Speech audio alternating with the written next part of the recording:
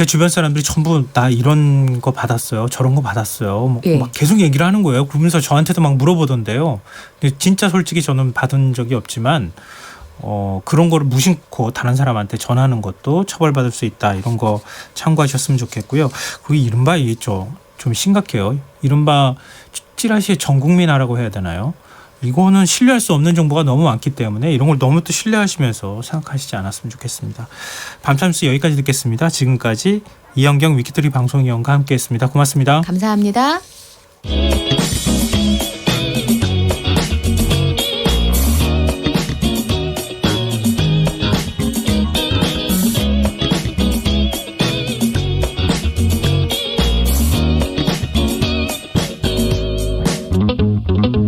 김성환의 시사야.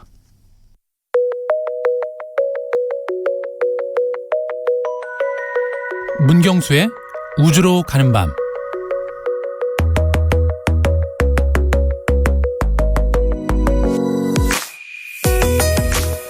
광활한 우주 공간에 우리뿐일까? 아직 외계 생명체의 존재에 대한 구체적인 증거는 발견되지 않았지만 우주에 대한 인류의 오랜 질문입니다. 개인적으로 저는 우주에도 생명체가 존재한다. 이렇게 믿고 있습니다. 네, 곧 이 질문에 대한 해답이 나올 것 같은데요. 미국 현지 시간으로 월요일부터 금요일까지 미국 워싱턴에서 만여 명의 과학자들이 참가한 우주생물학 컨퍼런스가 열리고 있습니다. 외계 생명체에 대한 과학자들의 견해는 어떤지 궁금합니다.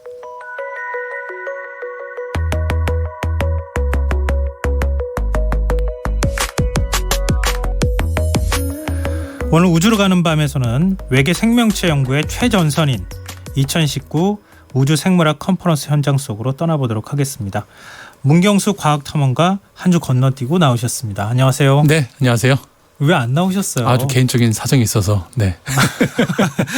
보고 싶었습니다. 네, 감사합니다. 근데 그 한 주 건너뛰는 사이에 네, 굉장히 무거운 화두와 주제를 들고 나오셨어요. 네, 그렇죠. 그 우주에 생명체가 있을까? 아니, 네. 우주인이 있는 거야? 네, 이건 진짜 인류가 아직 풀지 못한 숙제잖아요. 그렇죠. 이거를 논한다고 하는 거는 네, 이 종교의 어떤 신의 반열에서부터 그렇죠. 제일 밑에 어떤 생물학적인 문제까지 얘기를 건드려야 되지 않을까 싶은데요. 네, 일단 뭐 저는 믿고 있습니다. 우주에 네. 생명체가 있다는 사실을. 네, 네. 그 넓은 우주에 지구 같은 행성이 왜 없겠어요? 그렇죠. 네, 저는 그렇게 믿고 있는데 네. 문탐험가도 그렇게 생각하세요? 네, 저도 물론 그렇게 생각을 하고요. 그 대부분의 과학자들의 생각도 마찬가지입니다. 이렇게 광활한 우주 공간에 지구에만 생명체가 존재한다라면 얼마나 이게 시공간의 낭비냐. 뭐 그런 대전제, 시공간의 그렇죠. 낭비냐. 네, 그런 대전제를 바탕으로 해서 대부분의 과학자들은 생명체가 존재한다고 믿는데, 다만 그 존재하는 대상이 우리가 생각하는 거는 뭐 우리 인간이랑 비슷한 네. 이런 외계인을 만나는 건데, 약간 조금 더 이 박테리아 레벨에서 생명체가 존재하지 않겠냐, 이렇게 좀 조심스럽게 점치고 있습니다. 뭐 인간 같은 고등동물은 없다는 거예요? 그러면은? 일단은 어쨌든 이 과학이라는 학문 자체가 네. 많은 증거들이 모였을 때 그걸 기반으로 이제 뭔가 추정을 하다 보니까 아직은 너무 네. 나가지는 못하는 그렇죠. 상황이다라는 네네. 말씀이시군요. 네, 근데 창조주가 만약에 있다고 하면은 네. 저는 틀림없이 그럼요. 인간과 비슷하거나 아니면 인간하고 좀 다르게 생기더라도 네. 뭔가 고등한 생물을 만들어 놨을 거라고 생각해요. 맞습니다. 저도 그렇게 생각합니다. 우주 낭비하면 안 되니까. 그럼요. 이렇게 큰데. 네. 우선 워싱턴에서 우주생물학 컨퍼런스가 열리고 있다고 말씀해 주셨는데 네. 우주생물학은 어떤 분야인지부터 먼저 설명해 주세요. 네, 일단 간단하게 설명을 드리면은 우리가 이제 학교 다닐 때 생물학을 배웠잖아요. 네. 생물학 시간에 뭐 배우셨죠, 혹시? 생물학 시간에요. 네. 가장 뭐 우리 박테리아부터 시작해가지고 그렇죠. 뭐 식물 그리고 인간의 네. 인간의 신체, 네, 뭐 동물 그렇죠. 뭐 다 배우죠. 동물. 예. 네, 그래도 간단히 정리하면 생물학은 우리 지구권에 살고 있는 살아있는 생명체들을 연구하는 학문입니다. 그렇죠. 네. 근데 그 앞에 우주라는 단어가 붙게 되면 우리 태양계 내 혹은 태양계 밖에 있는 행성에 과거에 존재했거나 아니면 지금 존재할지도 모르는 그 생명체를 연구하는 학문이 바로 우주 생물학이거든요.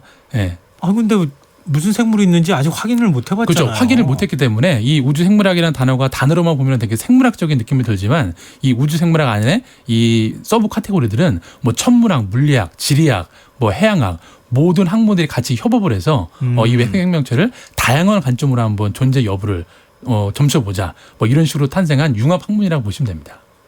저는 지금 단계에서는 고고학에 가깝지 않을까 싶은데요. 그렇죠. 우주 고고학이라고 볼 수도 있죠. 네, 그 증거들을 흔적을 찾는 것이니까. 그렇죠, 맞습니다. 네. 살아있는 생명체는 아직 본 적도 없고 네. 하니까. 그렇죠. 그때 어떤 생명체가 살았는지를 일단 찾아내야 그 다음에 뭐 추론을 하던가. 그렇죠. 다양한 뭐 생물학적, 지질학적 그런 증거들을 찾아내는 학문이라고 보시면 되죠. 네. 네. 저를 좀 초청해 주시면은. 네. 근데 우주론에 대한 이제 다양한 논의가 뭐 이렇게 진행이 되고 있다라는 게 흥미로운데요. 네. 올해 특히 주목할 만한 주제가 있었습니까? 네, 일단 그 내년 7월 달에 그 일전에도 소개를 해드렸지만 이 마스 2020이라는 새로운 화성 탐사선이 내년 7월에 화성으로 떠나기 때문에 네. 이것과 관련된 것들이 많은 이슈가 됐었고요. 특히나 이렇게 화성에 가서 그 아무래도 지구랑 다른 극한 환경이다 보니까 지구에도 이렇게 극한 환경들이 많이 있습니다. 네, 그런 극한 환경에 사는 생명체 현상을 연구해서 그런 것들을 좀 발표를 하면서 화성에도 아마 이와 유사한 극한 환경들이 있다라면 그런 곳에도 생명체가 존재하지 않겠냐라는 것들이 많이 이슈가 됐고요. 그리고 또 하나는 그 지난 일요일 날 나사에서 중대 발표가 있었는데 네. 화성 대기에서 메탄 가스를 검출했다라는 그런 그 보도가 있어서 네. 그 부분도 되게 주목할 만한 이슈로 논의가 됐었습니다. 메타가스 얘기로 가면요. 네. 진짜 할 말이 많아지니까요. 네네. 일단 먼저 궁금증 하나를 좀 알겠습니다. 풀어놓고 네. 그다음에 좀 얘기를 했으면 좋겠는데요. 그러니까 극한 환경이라고 얘기를 하면 네. 주로 지구에서 남극이나 뭐 심해 이런 그렇죠. 것들이 연상이 되잖아요. 네. 극한 환경이라고 하면 또 어떤 곳을 연상할 수 있을까요? 일단 그 크게 한 4가지 정도로 볼 수가 있는데요. 네. 일단 우리가 저 미국에 가면 옐로스톤 국립공원이라고 많이 들어보셨죠? 네. 네. 거기 가면은 아주 뜨거운 간헐천이 있습니다. 네. 뭐 노란색, 막 주황색으로 돼 있는 그 간헐천에 온도가 약 180도쯤 되는데요. 네. 여기에도 생명체가 살까 안 살까요? 살겠죠. 네, 당연히 존재합니다. 네. 예. 제가 이렇게 얘기하면 안 되는데, 거기도 살아요? 이렇게 아니요, 얘기를 해요. 그렇지 않습니다. 그런데 그 옐로스톤 국립공원의 그 간헐천의 색깔을 보면 네. 되게 컬러풀하게 돼 있잖아요. 그 이유는 뭐냐면 특정 온도대별로 그 온도대에서만 그 생존이 가능한 박테리아들이 살고 있기 때문에 그렇게 박테리아들이 그 뜨거운 유황과 화학 반응을 해서 이렇게 그 물의 색깔이 달라지는 거고요. 그리고 또 아시는 것처럼 심해 열수구들, 네. 심해 밑에는 굴뚝같이 생겨 있는 그런 어떤 그 탑 같은 곳에서 뜨거운 막 열수들이 뿜어져 나오는데 거기는 온도가 무려 한 400도 정도가 되고요. 네. 우리 지상과 비교해서 압력이 400배나 높습니다. 네, 그런 곳에도 생명체가 살고 있고요. 그리고 이제 또 하나 그 꼽자면은 뭐 극지를 꼽을 수가 있는데요. 남극 같은 경우에도 그 남극의 빙하가 뭐 많은 분들이 아시겠지만 물이 얼어서 만들어진 게 아니고 오랜 시간 동안 눈이 쌓이고 눌려서 그 압력을 받아서 만들어진 게 빙하인데 이 남극 빙하의 그 두께를 재보면 뭐 정말 두꺼운 거는 뭐 수킬로미터 이상 되는 것도 네. 있는데요. 그렇게 단단한 그 빙하 안에도 조금이라도 틈이 있으면 여지없이 거기에 박테리아들이 살고 있다는 거죠. 네. 네, 그래서 이런 곳에 사는 어떤 그 박테리아들을 연구를 하면 지구랑 뭐 대기랑 환경 조건이 다르더라도 생명체가 존재할 수 있다. 뭐 이런 식으로 유추를 할 수가 있기 때문에 이런 극한 환경에 대한 연구들이 외계 생명체 연구에서 아주 중요한 포션을 차지하고 있습니다. 그러니까 저는 정반대의 생각을 했어요. 쭉 네. 설명하실 때 안 사는 곳이 어디야? 그렇죠. 그 말이 정답이죠. 네, 다 사는 거 아닌가? 네. 네, 그러면은 뭐 다른 외계의 어떤 생명체나 이런 것들도 외계 행성이든 네. 어떤 곳이든 살 수 있는 환경만 만들어지면 얼마든지 있을 수 있다. 그렇죠. 지구랑 환경이 완전 다른 형태의 어떤 생명체가 존재할 수도 있는 거고요. 그리고 실제로 이렇게 우주생물학 컨퍼런스에서는 이런 외계 생명체라는 대상이 뭔가 우리가 과학적으로만 뭔가 풀 수 있는 주제가 아니기 때문에 네. 실제로 현장에 가보면은 철학자, 뭐 과학윤리학자, 다양한 사람들이 머리를 맞대고 그런 외계 생명체에 대한 다양한 또 논의들을 하고 있습니다. 철학자는 무슨 얘기합니까? 이를테면 이런 거겠죠. 뭐 만약에 우리가 이제 그 다른 행성에 살고 있는 생명체를 만난다라면 우리가 생명의 정의를 다시 써야 되고 그리고 또 실제로 그 대상에 대한 정보가 없잖아요. 네. 근데 만약에 우리가 외계 생명체 처음 만났다 그러면 뭐라고 대답을 해야 되는지 뭐 이런 부분부터 아주 뭐 다양한 논의들이 이루어지고 있죠. 그 흥미로운 부분인데요. 네. 우리가 외계인을 만났다 그러면 그렇죠. 뭐라고 처음 대화를 해야 될지. 네. 겉모습은 되게 귀엽게 생겼는데 괜히 귀엽다고 해서 이렇게 쓰다먹다가 또 뭐 괴물처럼 변할 수도 있는 갑자기 거니까. 이렇게 총을 딱 꺼내가지고 짠 하고 광선총에 맞아가지고 우리가 그렇죠. 잘못될 수도 있으니까요. 네. 그 존재론이나 이런 맞습니다. 거와 네. 있잖아요. 네. 굉장히 재밌는데요. 네. 막 거기까지 얘기가 나가기는 좀 어려울 것 같고 이게 앞서 이제 메탄가스 얘기하셨는데 메탄가스가 왜 이렇게 주목을 받고 네. 화성에서 메탄가스 발견됐다고 하는 게 네. 왜 과학자들을 흥분시키는 원인이 될까? 일단 사실 이 메탄가스가 정말 중요한 그 요소인데요. 네. 일단 그 2000년대 초반에 나사에서도 이제 그 예산 문제 때문에 네. 화성 탐사를 중단할 위기에 처해 있었습니다. 그런데 화성에 그 전에 발사됐던 마스 익스프레스라는 이 궤도 탐사선이 있었는데 네. 이 탐사선이 화성 대기에서 소량의 메탄가스를 그 분석을 해낸 거예요. 존재한다라는 거. 네. 근데 왜 메탄가스가 중요하냐면 우리가 흔히 그 학교 다닐 때 우스갯소리로 메탄가스를 뭐에 많이 비유했죠? 뭐 이를테면 방귀. 네, 네. 방귀죠. 맞습니다. 그래서 아니면 쓰레기나 이런 그렇죠. 데 네. 그래도 실제로 지구에서 만들어지는 메탄가스의 약 80% 이상이 소나 말 같은 동물들이 끼는 방귀, 네. 그리고 개미들이 또 뱉어내는 그 메탄가스, 그리고 쓰레기 매립장에서 나오는 메탄가스들, 이런 것들을 통해서 만들어지는데, 그런 메탄가스가 화성 대기에서 검출이 됐다는 얘기는 뭐냐면 화성에서 뭔가 지속적으로 메탄가스를 만들어내는 메커니즘이 존재한다라는 거죠. 그게 생물학적인 현상이든 아니면 어떤 지각 변동에 의한 현상이든 간에 그렇기 때문에 이 꺼져가던 화성 탐사가 이 메탄가스의 발견으로 다시 힘을 받았다라고 해도 과언이 아니기 때문에 메탄가스 검출은 늘 중요한 이슈입니다. 화성에서. 박테리아만 있어도 메탄가스가 발생할 수가 있나요? 그럼요. 박테리아만 네네, 있어도요? 그렇죠. 네. 뭐 소 같은 생명체가 없어도? 그렇죠. 실제로 지구에서도 개미가 그 뿜어내는 그 메탄가스의 양이 전체 비율의 15%를 차지합니다. 15%요?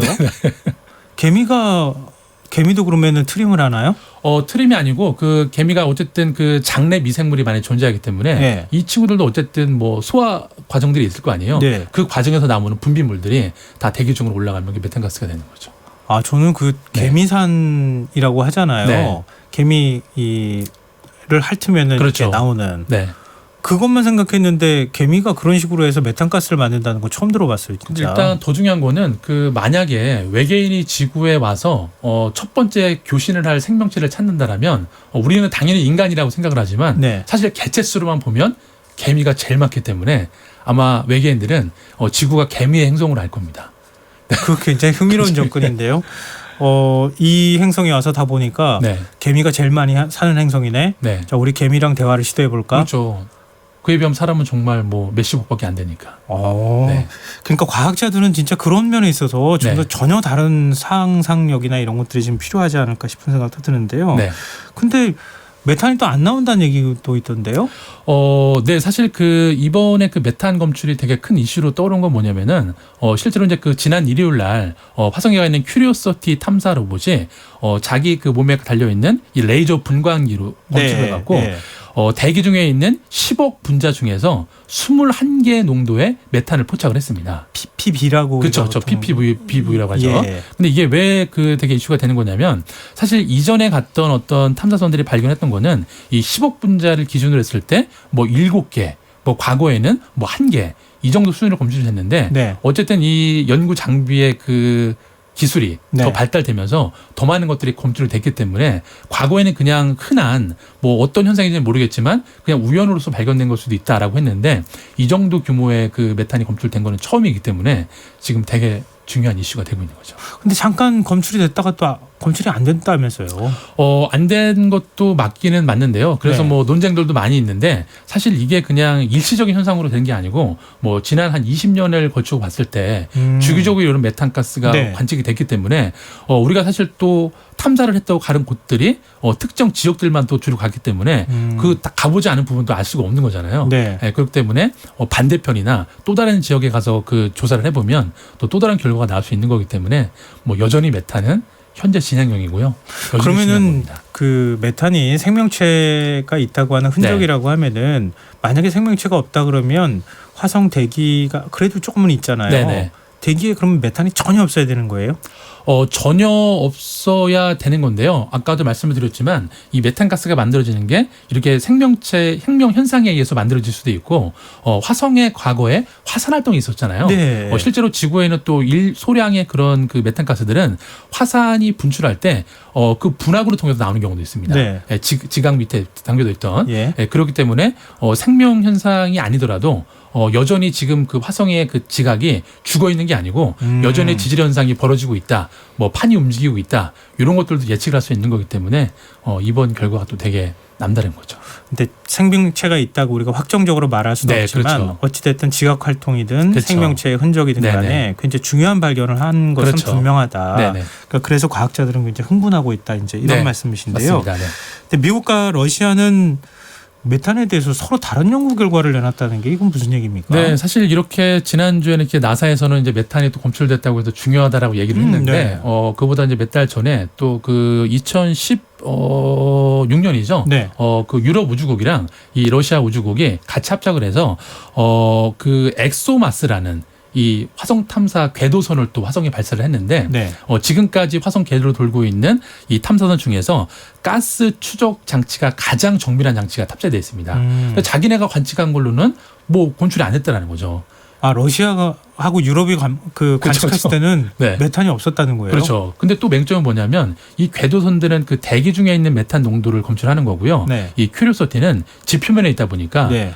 조금 더 그 고도가 다르죠. 그래서 또 관측할 수 있는 범위가 다르기 때문에 요것도 뭐 약간 뭐 모르긴 몰라도 아무래도 이 두 나라가 우주 개발에서 되게 또 팽팽한 신경전을 하고 있기 때문에 뭐 그런 관점의 또 느낌도 있지 않나. 그런 전망도 조심스럽게. 근데 과학은 이념이 아니잖아요. 네, 이념이 아니긴 하더라도 사실 너무 지난 50년 동안 뭐 나사가 주도적으로 화성 탐사에 거의 뭐 압승을 거뒀기 때문에 네. 아직 뭐 유럽이나 러시아에서는 지표면에 탐사선을 착륙시키지 못한 게 그런 게 좀 한으로 남았을 수는 있죠. 그러게 그러면은 그냥 탐사선을 보내면은 좋지 않을까요? 근데 같이. 쉽지가 않은 거죠. 그래서 그 내년에 또 러시아와 이 유럽 우주국이 또 다시 엑스마스 버전 2를 또 보내는데요. 이게 착륙을 하면 조금 더 균형이 맞아지겠죠. 이제 이러다가 네. 서로 경쟁적으로 화성에다가 탐사선을 보내면은 네. 탐사선끼리 싸우는 일도 벌어지는 거 아닙니까? 그러니까 무기를 장착해서 보내는 거 아닌가 생각했는데. 서로 우리가 먼저 발견했어. 그렇죠. 그러면서 네. 발견했는데 막 뭐 쏴서 막 부딪히고 호가시키고 내가 가서 정말 네. 그렇게 화성에 네. 같이 있을 만한 발견이 좀 많이 나왔으면 좋겠습니다. 네네. 그렇게 경쟁을 할 만큼 네. 그게 또 인류의 또 다른 꿈이 될 수 있는 그럼요. 거니까요. 네.